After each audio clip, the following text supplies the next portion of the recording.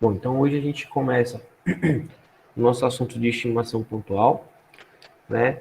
E o que vem a ser o problema aqui, né? Como é que a gente vai tratar essa situação? A gente já entendeu a ideia de inferência num contexto de amostra aleatória, né? Então, o processo todo vai ser tratado uma vez que eu vou extrair uma amostra da minha população, né?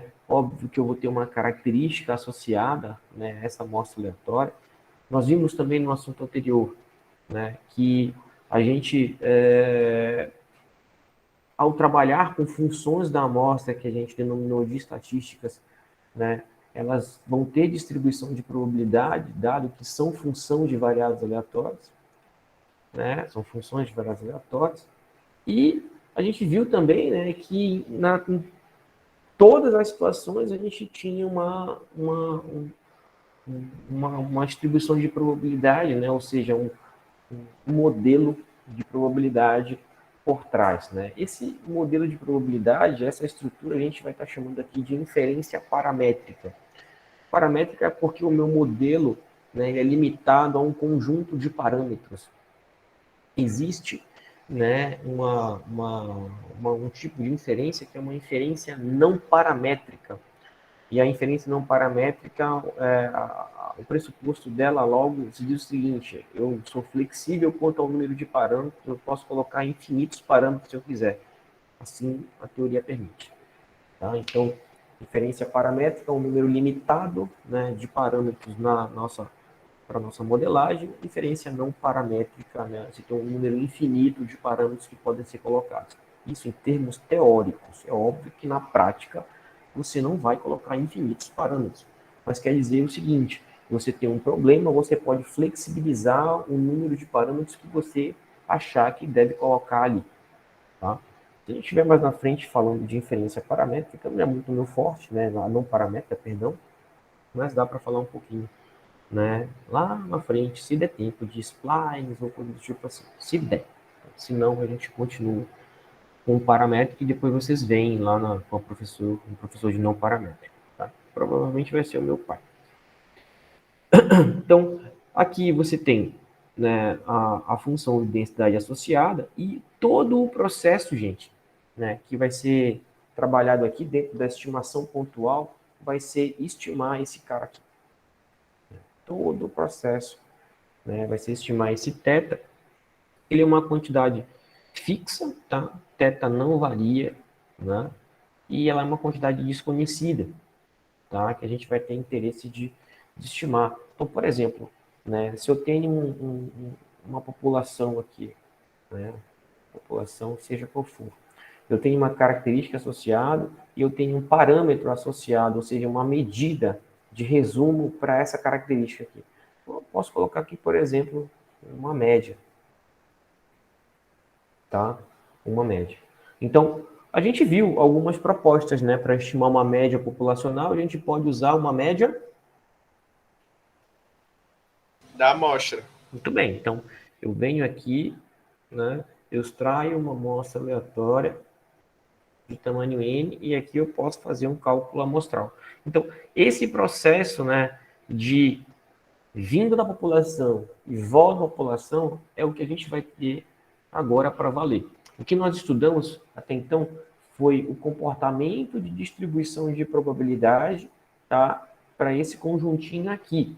Agora, né, eu quero falar a respeito do meu parâmetro, tá? Então, tudo que a gente vai fazer aqui consiste em estimar esse meu valor θ. Qual é o valor para θ? Qual é a fórmula que eu vou utilizar para, né, falar sobre esse meu θ? Tá? Então, desde daqui até em diante, né, a gente vai estar falando só dessa parte de estimação, que a gente chama de estimação pontual. Tá? Estimar um parâmetro ou um conjunto de parâmetros, tanto faz, né, a ideia continua sendo a mesma. Tá? Bom, mas antes da gente chegar nessa parte de estimação e como trabalhar isso, a gente precisa de alguns conceitos preliminares, tá? Então, eu tenho meu conjunto θ maiúsculo aqui, né? Que é o conjunto em que o θ minúsculo, né, toma valores, ou ele assume valores. Tá? Então, é onde o θ pertence. É como se você pensasse assim, né? Eu tenho um espaço em que somente dentro desse espaço θ paramétrico. Tá? Então, toda vez que você escutar aqui, qual é o espaço paramétrico aqui que é formado? São os valores que o θ assume. Né? Maior que zero, né? Tá na reta, só assume valores inteiros, varia. Né? De modelo de probabilidade para modelo de probabilidade. Tá? Então, alguns exemplos aqui, e eu coloquei 3 situações aqui envolvendo o caso da normal, que são as seguintes, ó. Eu botei aqui, né, eu tenho uma amostra aleatória de x que vem de uma normal mi sigma 2, tá? Eu estou assumindo que o sigma 1 aqui ele é conhecido, estou colocando ele igual a 1, né? E o meu θ aqui é igual ao meu mi, que é o meu parâmetro desconhecido. Então, o meu espaço paramétrico, ele vai girar em torno aqui, pessoal, ó, né, da reta. Porque o meu espaço paramétrico vai ser em termos do meu parâmetro desconhecido, que é o meu mi, né? E o mi da normal está na reta. Pronto, está aqui meu Rzinho. Tá? Uma outra situação para você poder pensar melhor. Eu posso assumir que o mi é conhecido aqui, né, com média zero. Tá? Então, eu sei o valor de mi aqui, eu não sei o valor da minha variância, que é o meu sigma ao quadrado. Tá? Então, o meu θ, que é a quantidade desconhecida, que é o que eu vou querer estimar, né, tem um espaço paramétrico definido somente nos positivos. Tá? Lembre, variância é sempre maior que zero. E eu posso ter o caso, né, que é um dos mais comuns. Né? A gente pensa, poxa, mas eu não tenho os dois conhecidos? Tem. E é o caso mais comum entre os modelos de probabilidade. Tem assim, casos bem particulares, quando você especifica um valor e estima outro, né? Mas muitas das vezes isso aí são estratégias para poder, né, você obter as suas estimativas. Mas no caso bem mais amplo de pensamento, né, eu vou estar me pautando, né, em vetores de parâmetros. Então, por isso que está aparecendo o θ, né, o θ negrito aqui, que é justamente para fazer referência, pessoal, né, quando eu tenho um vetor de parâmetros. Então, pensa só, né, quando eu estiver dando aula para vocês, botar um tiozinho aqui embaixo, né, é porque eu estou fazendo referência a esse θ negrito, que é o vetor. Então, eu posso ter não só dois parâmetros, vamos pensando, eu posso ter distribuições, né, com θ1, né, θ2, até θn, né? É óbvio que quanto mais parâmetros para estimar, né, mais dificultoso fica o processo, né? E, inclusive, em termos de qualidade, né, de ajuste.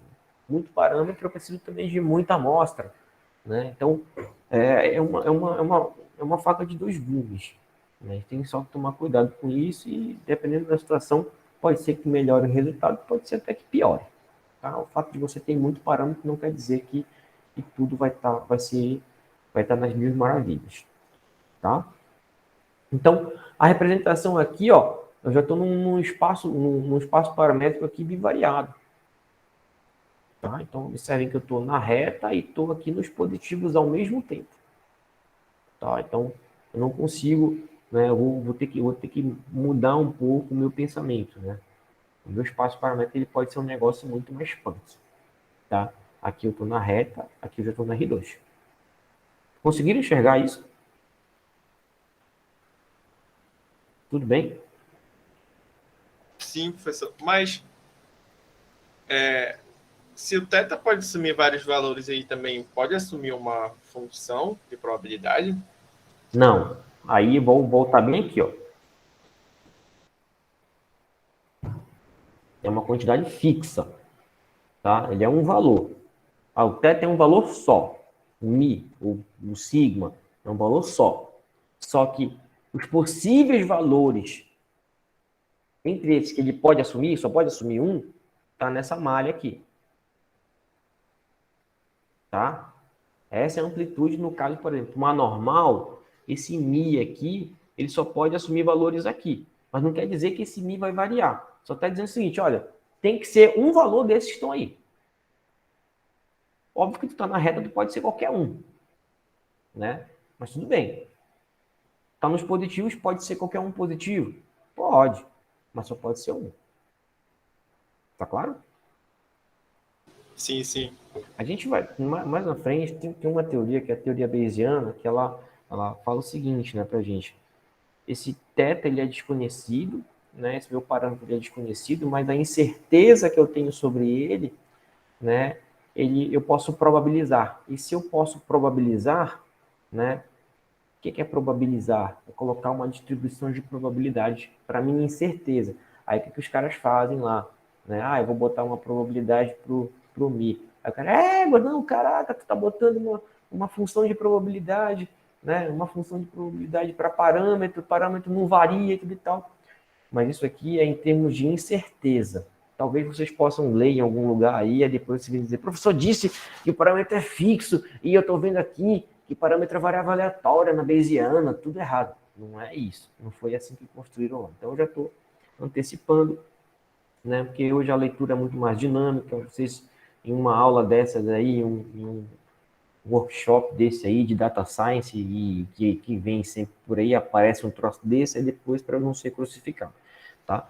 Mas independente da teoria, né, a quantidade, o θ, né, que a gente conhecido, ela é fixa. Como você vai estimar esse cara, né? Se é usando essa teoria que a gente está fazendo aqui, que é a teoria clássica, né, que vai ser baseado na função de verossimilhança, se é a teoria bayesiana, né, se é outro tipo de teoria que eu já desconheço, aí é outra história. Mas a quantidade ela é fixa, tá? Ela não muda. Então, por que eu estou chamando disso? Porque é como se você fosse representar, né, o parâmetro real, né, ele não vai ficar mudando de valor. Na população, você tem um todo, né? Então, se você tem um todo ali, aquele cara é um valor só. Ele não fica mudando, é que é a população, mas eu esqueci de incluir outro valor aqui, vai mudar o valor do teto. Não, é um valor só. Então, é uma quantidade fixa, tá? Não pode mudar. Tá claro isso? Sim, sim, professor. Joia. Então, agora a gente vai começar a utilizar as notações para estimador, né? Então, toda vez agora que a gente for falar de estimador, né? A gente já vem utilizando o estimador o tempo todo, a gente só não tinha dado nome aos bois, né? Mas estimador para a gente, pessoal, tem um chapéuzinho na cabeça, tá? Toda vez. É o mi, estimador é chapéu. É o teta, é estimador, chapéu. Sigma, quadrado, é chapéu. Proporção é chapéu. Eu tenho alguma coisa, letra grega, entendeu? Um lambda maiúsculo. Estimador é chapéu. Tá? Então, tudo que for estimador vai chapéu em cima. Tá? É óbvio que um estimador, ele é qualquer estatística que assuma valores no espaço paramétrico. Tá? Então, é importante esse tipo de definição aqui, porque, por exemplo, eu não posso usar um estimador para média para variância. Não posso. Né? Não faz sentido. Porque o estimador para média, quando eu estou interessado em estimar a variância, né, não está no mesmo espaço paramétrico. Então, tem que assumir valores no mesmo espaço paramétrico. Eu não posso fugir disso. Tá? Não posso. Tudo bem? Então, uma outra coisa aqui que é importante a gente ressaltar é que um estimador ele é função, ele é qualquer estatística. Então, por exemplo, a gente definiu as estatísticas lá. Então, um cara desse aqui, ele é uma função, ou é a própria estatística, se for uma transformação aqui, identidade, né? É uma função na minha estatística. Então, por exemplo, né, se eu tenho aqui esse cara aqui, ó, observe, ó, né, que a média ela é uma função de uma estatística, né? Porque eu vou estar uma função da minha amostra, né? E eu vou somar todo mundo e dividir pelo. E isso aqui é um estimador. Muito usual para estimar, né? Se eu quero estimar uma média populacional. Tá? Então, de uma certa forma, nós já fizemos o uso de estimadores para lá. O que não avaliamos foram as propriedades desses estimadores, o quão bons são esses estimadores, né? Como a gente avalia esses estimadores. A partir dessa aula, nós já vamos começar a ver isso, tá? Né? Então, as estimativas, né? Eu vou utilizar os estimadores, né? Então as estimativas são os valores que a gente obtém pelos estimadores. Então, quando você eu tenho um estimador para média, né? E eu estou calculando através de x-bar. Aí eu encontrei, o valor foi 12,5. Bom, a estimativa foi o valor que você obteve. E professor? Oi, estou ouvindo. No caso, o estimador seria as fórmulas lá e a estimativa Muito seria o bem, resultado, é? muito bem, muito bem. Estimador são fórmulas, equações, expressões. Estimativas, né, é quando você usa esse estimador, né, você avalia esse estimador nos valores amostrais, tá? E aí você consegue obter valores para esses estimadores, aí sim você tem as suas estimativas, né, que é justamente, que são esses valores aqui, o 12,5, beleza, então na população, espera-se que o comportamento da população seja em torno de 12,5 unidades de medida aí, não sei, alguma coisa. Tá claro isso aqui? Tudo bem? Tudo bem. Reparem que eu gosto de embasar muito o conceito, né? Eu bato muito em termos de conceito, que eu acho que é a parte mais importante. A conta, lá no final, é legal, beleza, é. Mas se você não está bem embasado de conceito, não funciona lá na frente. Tá? Eu posso ter um estimador, né, para qualquer G aqui.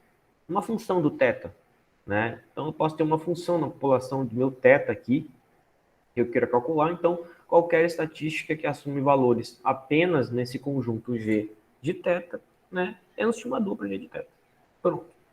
Tá? Isso é muito bom. Ou seja, eu consigo, eu tenho meu θ aqui, né, meu θ chapéu aqui, vamos supor aqui,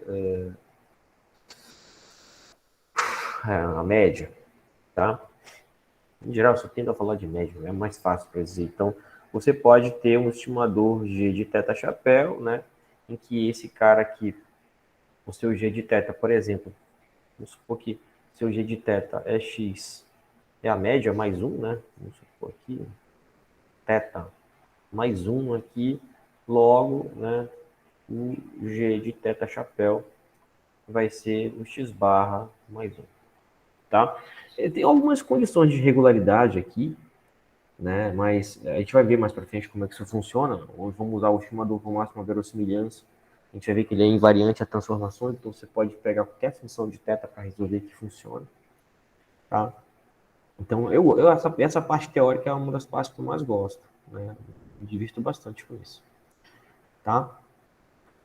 Quinta definição, né? Que é o erro quadrático médio, né? Aqui, um erro quadrático médio, a gente está verificando, pessoal, em termos médios, né, a distância do estimador para o verdadeiro valor, tá? Termos médios, vamos dizer assim, né? É óbvio que para verificar o quão distante eu estou, né, do meu estimador, tá? Então, por isso que a gente faz o cálculo aqui, né, do erro quadrático médio de um estimador, né, que eu estou medindo uma distância quadrática aqui, né, em média, tá? Distância quadrática, do que eu estou estimando na amostra para o verdadeiro valor. Esse θ bem aqui, né, é o verdadeiro valor populacional, tá? Então, o quão distante eu estou desse cara aí. E a gente consegue, né, após alguns passos aqui, chegar numa demonstração em que o meu erro quadrático médio, né, ele vai ser a variância do meu estimador, né? Então, observe aqui, estimador é função da amostra, né? Se é função da amostra, então tem distribuição de probabilidade. Se tem distribuição de probabilidade, tem esperança e tem variância na maioria das vezes, tá? Então você vai conseguir calcular variância de estimador. E essa outra quantidade, bem aqui, que é o b ao quadrado, né? Que é o b θ chapéu ao quadrado, que é o meu vício, né? Esse cara bem aqui, eu acabei não falando aqui. Eu vou deixar falar no outro slide, né? Vou deixar no outro slide. Tá? Que na verdade eu estou também calculando a distância aqui, só que é do valor médio, né, para o verdadeiro valor aqui. Tá? A gente vai estar chamando isso aqui de viés, vício, né? Então, né, esse B teta chapéu aqui, a gente vai estar usando a nomenclatura dele como um vício de um estimador. Vocês vão encontrar muito também a definição de viés, tá? Esse estimador é viesado, entendeu? Ou ele é viciado. Viesado, viciado, viés, tudo a mesma coisa, tá? Que é o vício do meu estimador, né? Mais na frente eu vou trazer uma fotinha disso, né? Eu esqueci de colocar nesse slide, mas a gente não vai terminar o assunto ainda, porque eu vou estar falando de consistência e eficiência, né? Vou trazer uma ideia de estimador viesado, eficiente depois, tá? Então, a gente diz, né, que o estimador teta-chapéu, ele é não viciado, né, para teta, e isso é bom, né? Ou seja, quer dizer que, em média, né, o teta-chapéu, em média, ele é o próprio parâmetro. Isso é muito bom, né? Você tem um estimador não viciado. Isso para todo teta pertencente ao nosso espaço paramétrico. E quer dizer, né, que eu tenho um vício zero, né? Então, o meu viés aqui, o meu vício, ele é zero quando eu tenho um estimador não viciado. Por quê? Porque o meu B de teta chapéu, né, ele é quem?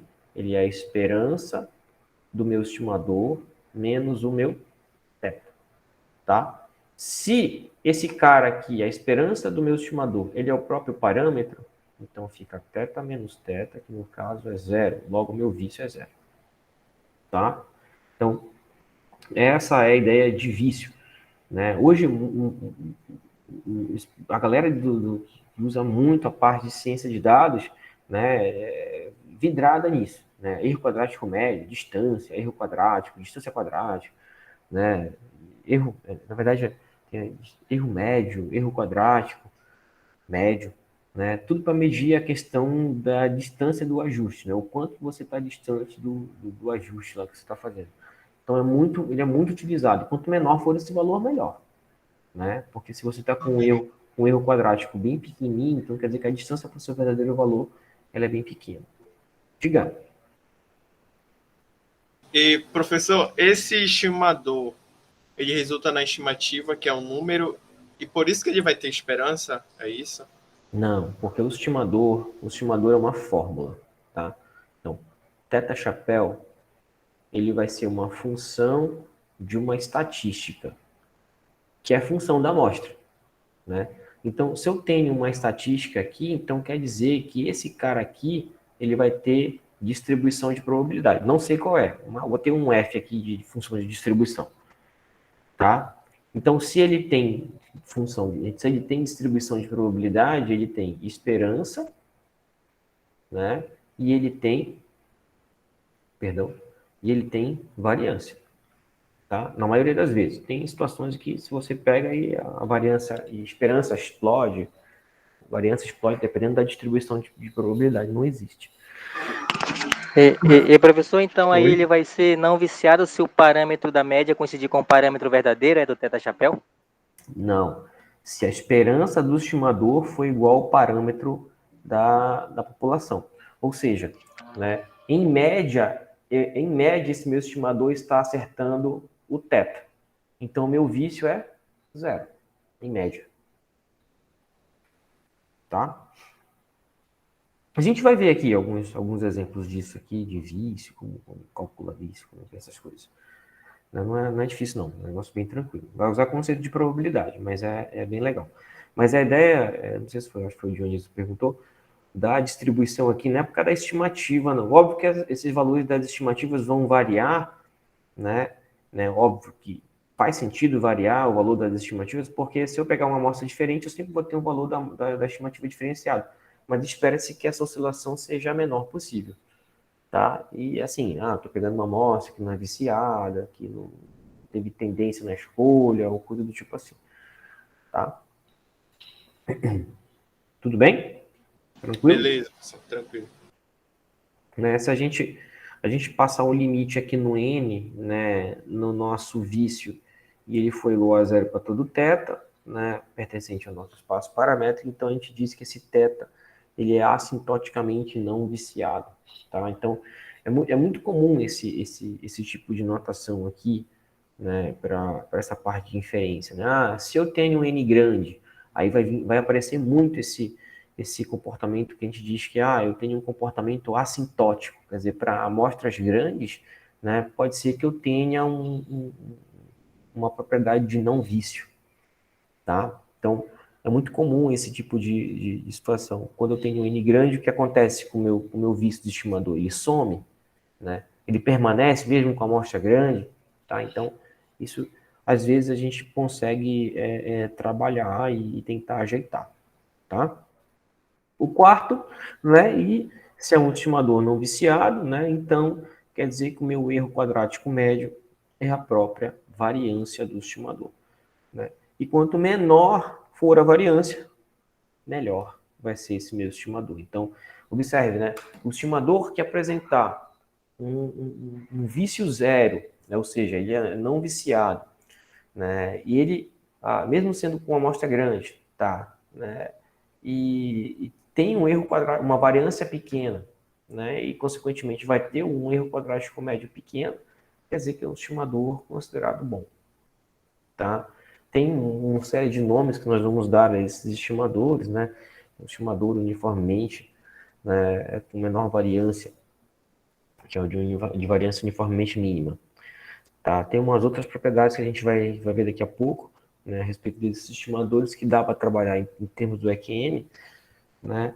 E que é justamente para a gente poder estar escolhendo estimadores, né? Tá, eu consigo calcular o EQM do estimador 1, do estimador 2 e no 3. Todos servem para poder estimar o meu parâmetro populacional. Com qual eu fico?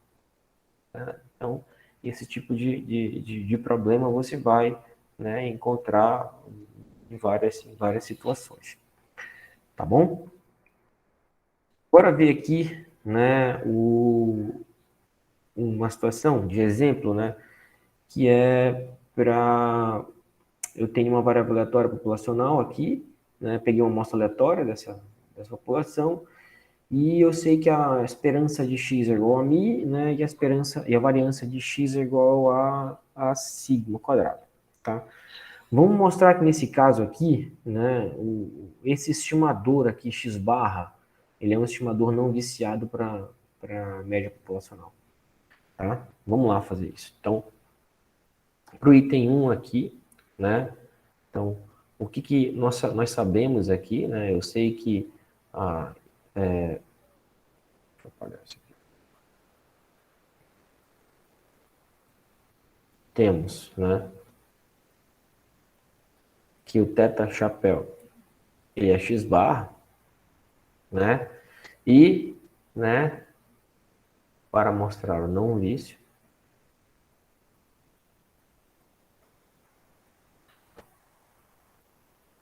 o que a gente tem que mostrar? Que a esperança de teta chapéu, né, que no caso aqui seria a esperança de x barra, tem que ser igual a μ. Tá? Então, bora lá.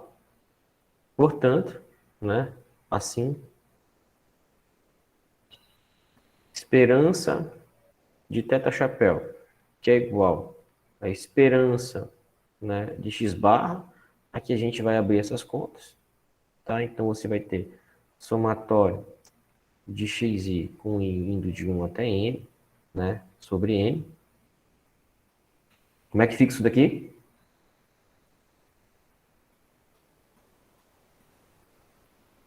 Um sobre N é constante, então pode sair do... Muito bem, então sai 1 sobre n, fica esperança da soma de xi, com i indo de 1 até n. E agora?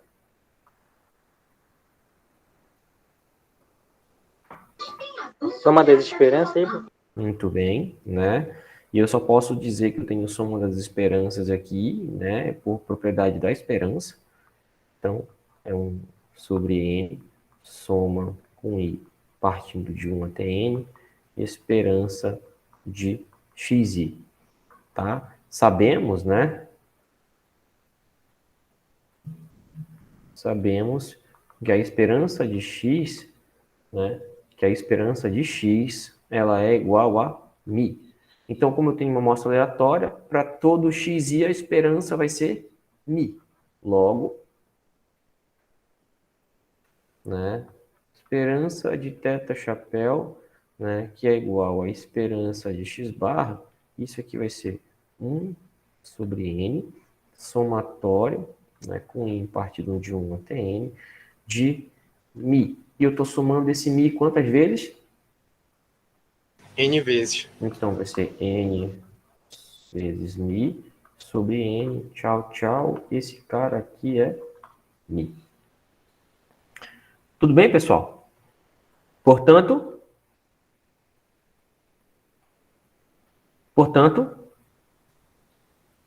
A média mostrar um bom estimador da média não, populacional. não. Eu não falei de bom estimador, estou mostrando só o vício. Portanto, θ chapéu é, que é igual, né? Na verdade, aqui, peraí. Θ chapéu, Igual a mi. que é igual, não, que é igual a x barra, é um estimador. O quê? Não Não consigo ver. viesado. Não viesado, não viciado.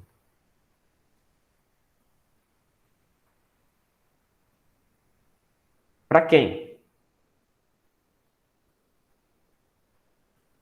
Para a média populacional. Para a média populacional. Tá? E, professor, só naquela hora que a gente vai dar a esperança do x ir para a média, por que mesmo a gente pode fazer isso? Onde é? Como é? Ah, daqui para cá? É porque, É. ó, cada x, ó, eu não estou com uma amostra aleatória, Aham. então cada xi, cada esperança de xi vai ser igual a mi. Porque, ó, porque esse xi aqui, né, pega x1 aqui, né, x1 veio de x, né, x1, ó, eita, sumiu, meu. Ixi. Ah, tá, voltei. Ó, x1, isca, menino. X1 vem de x. E todo e qualquer elemento da minha amostra veio de x. Então, vem com esperança mi e variância sigma quadrado. Tá bom? Ah, tá, entendi, professor. Entendi Então, agora. para qualquer xi, qualquer, né? Qualquer xi que tu vá calcular lá, aqui a esperança, x1, x2 é mi. Tá? Então, a esperança do xi, do iésimo, é mi também. Pronto. Você pluga aqui, fechou. Tá? Essa estrutura de pensamento, de raciocínio, vai funcionar do mesmo jeito para qualquer estimador que você tem. Tá? Vamos ver a variância aqui, como é que fica. Tá? Vamos ver a variância desse estimador aqui, como é que se comporta. Né? Então, a gente respondeu a pergunta, era essa a pergunta que a gente tinha para fazer. Né? Vamos calcular aqui, né, a variância do meu estimador θ chapéu, que é a variância de x bar. Né? O que vai dar isso? Tá? A conta, né, que a gente faz é a seguinte. Então, nós vamos precisar disso para o EQN mais na frente, eu só estou antecipando. Tá? Então, você tem uma variância do estimador, isso aqui é igual, né, a variância do x barra, que é igual à variância, né, da soma dos valores de x, aqui com até n, né, sobre n. E aí,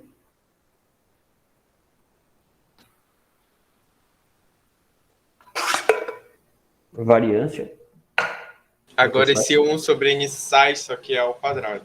muito bem. Então, constante sai ao quadrado de variância, fica um n quadrado, tá? Vezes a variância da soma.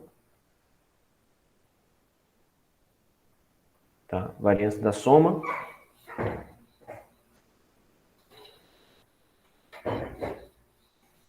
Soma das variâncias.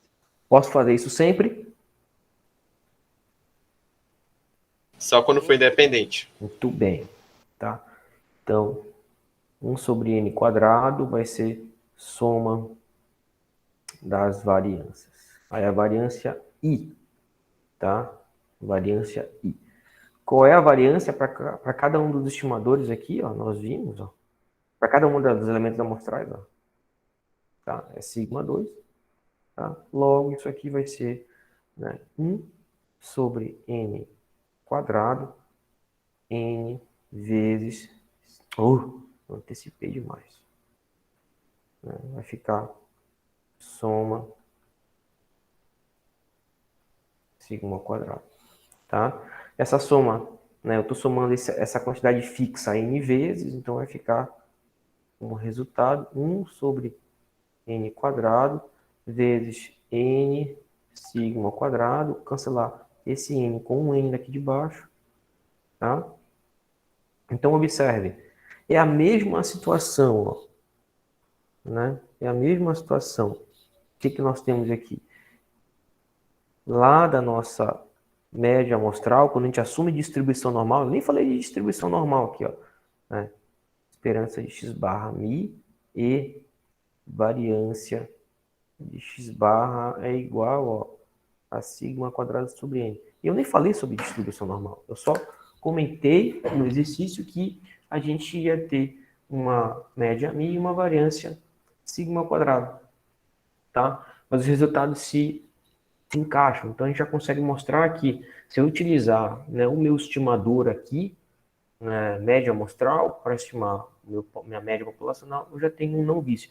A gente vai ver também no quesito de variância que esse n dentro desse fator aí, né, no fator denominador aí, tá? Isso é muito bom, uma vez que quando a gente estourar, essa variância vai para zero. Mas isso é outro tópico da nossa historinha. Tudo bem até aqui, pessoal? Alguma pergunta, alguma dúvida? A gente vai fechar esses outros exercícios na quinta-feira, tá? Na sexta-feira, perdão, né? Que ficou faltando aqui, mais uns 2 tópicos aqui, a gente vai ter que precisar de mais tempo, tá? Porque é o caso da variância. Vamos demonstrar nos 2 casos. Tá bom? Alguma pergunta, alguma dúvida? E, professor, esse caso só serve se tiver distribuição com média mi e variância sigma? Porque eu me perguntei agora se, quando a gente aprende a variância amostral, a gente usa a que perde 1 grau de liberdade. E a média amostral, a gente usa x barra. Entendeu? Não, quando a gente aprende desde lá de descritiva, a gente usa a média amostral igual a média populacional, só que na variância amostral, a gente usa aquela lá com menos 1 grau de liberdade. E aí eu ia perguntar se a gente pode provar aquela fórmula também aqui, ou esse caso só serve para a população que tem normal? Muito bem, ótima pergunta. Aqui a gente vai ver, né, que o uso dessa estrutura, que é justamente essa fórmula aqui, ó. Então, você tem um teta-chapéu aqui para estimar a variância, né, usando aquela fórmula populacional, que é o usual, né, e usando essa outra expressão aqui, ó. Com qual você fica, né? E é justamente aí que vai entrar o quesito das propriedades dos estimadores, que no caso que a gente viu até agora foi o viés, né? E o EQM, óbvio, tá? Então, é aí que a gente vai ver a diferença dos dois, né? Quando a gente for ver. Por que a gente usa o S2, né? Por que a gente não usa o sigma quadrado chapéu? Aí na próxima aula eu vou responder. Mas tem tudo a ver com as propriedades. E óbvio que se você der uma folheada no materialzinho, né, até o material de inferência do livro do Heleno, você vai ver as diferenças entre o sigma 2 chapéu quadrado, o sigma 2 chapéu, né, e o S quadrado em termos de propriedades. As propriedades do S2 são melhores. Tá? E é daqui que a gente consegue tirar a questão do grau de liberdade, né? O fato de você ter que considerar um -1 aqui no denominador é justamente uma correção que você faz para poder ter propriedades melhores. Tá bom? Beleza, professor. Obrigado. Então é isso. Bom, pessoal, então essa a nossa aula finaliza por aqui. Tá? Se tiverem dúvidas, né,